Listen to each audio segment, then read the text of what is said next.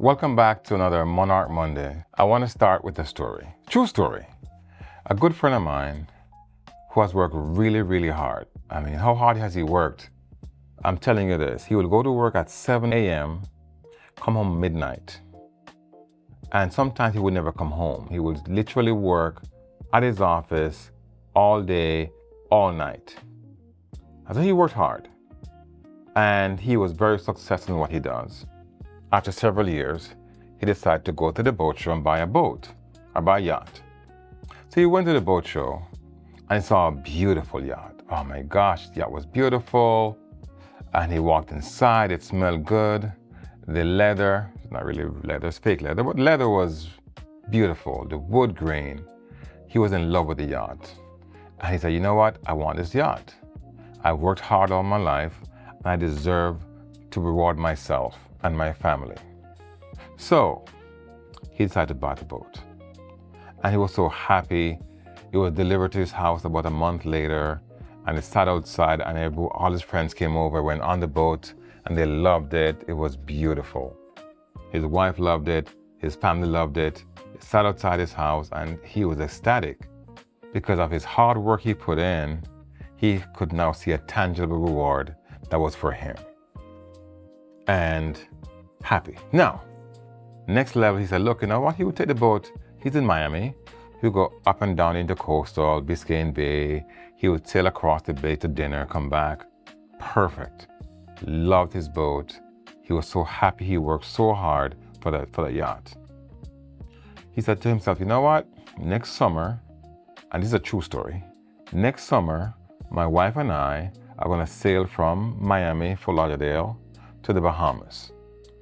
We're going to be there for a week, for a month, enjoy ourselves and come back. So he said, you know what, but because I'm fairly new to this yacht thing, I'm going to hire a captain. So he hired a very seasoned captain to take his yacht with him and his wife across to the Bahamas for a vacation. So they packed everything up, had a boat provisioned, and they're going across. Halfway across, one of the engines failed. But before that, they're relaxing and they got out of the bay, and as they were going across, the first wave hit them and the boat shuddered. Then the next wave, and it shook some more, and he was shocked. His wife was terrified. But you're halfway there, and then the engine failed. One failed. Well, you had two engines. He was able to get it up and running again, the captain did, and they made it to the Bahamas. And he was surprised that this beautiful boat he bought, maybe 6 months old at the time, had such a bad experience. It was such a bad experience that on the way back, his wife flew back. She said, look, I love you, but I'm not coming back on that boat. So she flew back to Fort Lauderdale Airport, and he and the captain took the boat back. He has not sailed in the boat again. It's been sitting outside his house for a long time. True story. Now, why is that relevant? It's relevant because most of the times we buy a yacht based on the yacht sitting on the deck. And it's important to know that it's a good yacht. It's not a bad boat. The thing is, it's the wrong purpose.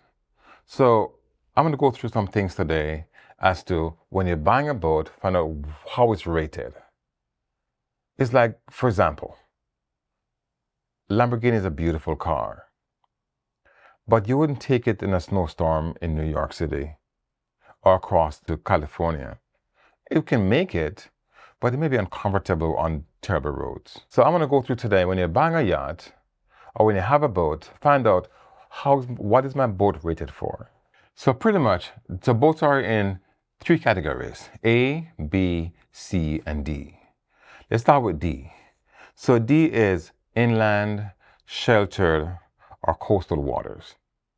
And it's for small lakes, rivers, with a wind force of a moderate breeze. What's a moderate breeze? It's 11 to 10 knots.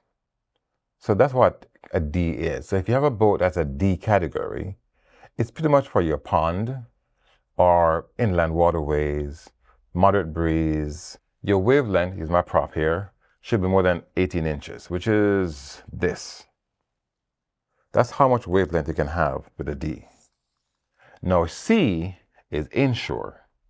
And inshore means coastal waterways, large bays, lakes, with a wind force of 6, which is 27 knots. So not bad. And you can have seas up to 7 feet. So 7 feet is the height of, let's say a tall basketball player. That's the C. Now B is offshore. And offshore includes wind up to 40 knots and seas to 13 feet. So that's pretty much what my friend got stuck into. And then the last one is category A. A is basically you're self-sufficient and designed for extended voyages across the ocean. You can survive boats with wind over 40 knots and over 13 feet. And so everything but hurricanes. So when you're buying a boat, ask yourself, what category is this boat built for? Is it a B, a C, or a D? And what you'll find is that the hull shape determines that, and how it's designed determines that. So my friend's boat was a really good boat, but it was a good boat designed for coastal bays, not to go across the Atlantic or the Caribbean Sea to the Bahamas. So there's a Gulf Stream that runs north from the Caribbean and goes up. So as you're going across, you have this stream that's pushing up, and the wave action is really difficult. It's coming this way and that way. So it's going to come in 2 directions. So it's a bit difficult going across to the Bahamas. Sometimes, not all the times. And even though you might have a really good weather or good forecast, things happen all the time, unexpectedly. So my friend worked hard, was a bit disappointed because his expectation didn't meet what he purchased. And for the same price or less, he could have bought another yacht that would take him to the Bahamas in the same sea with a lot more confidence. And so my point is this. His boat is designed to be up and down in the coastal, we call them dock queens, look beautiful on a dock, and go to dinner, still across to dinner, and that's what it should be. So when you're buying a yacht, find out how is it designed and what condition can I tolerate. In my opinion, get the yacht with the highest quality, the highest category certification. That way it covers everything. So for the same price or less, he could have had, let me say, probably a Monarch 450 that could go across to the Bahamas, 20-foot seas, and he wouldn't skip a beat. And it still looks beautiful on the deck. So here's my warning to everyone. When you go to the boat show, don't fall for what is called dock princesses, the dock queens. They look beautiful. They're gleamy. They have models walking around with brochures. You walk in, you have the guys selling it with European accents, and they're beautiful. But when you're by yourself, going across an ocean, that doesn't help you at all. You want to say, hey, look, what category ocean is this boat designed for? Because 2 things happen. Your insurance is less, and you have more confidence. So, again, Monarch Monday, I want to thank you for watching this video. Again, please, I'm asking you guys, we want to build up our clientele, please log in, add us to your favorite, follow us as we get this message out about buying boats. My key thing is this. I would like you to buy one of our yachts, but if you don't, get one that's appropriate for you and your family. If you're on a lake, inland, get a category C or D. You're not going to go anywhere. It's always quiet. It's always beautiful. It's also cheaper. But if you might go to the Bahamas, you might go down to the Keys, or you might even decide to go across the Caribbean, then get a A or a B. Thank you so much.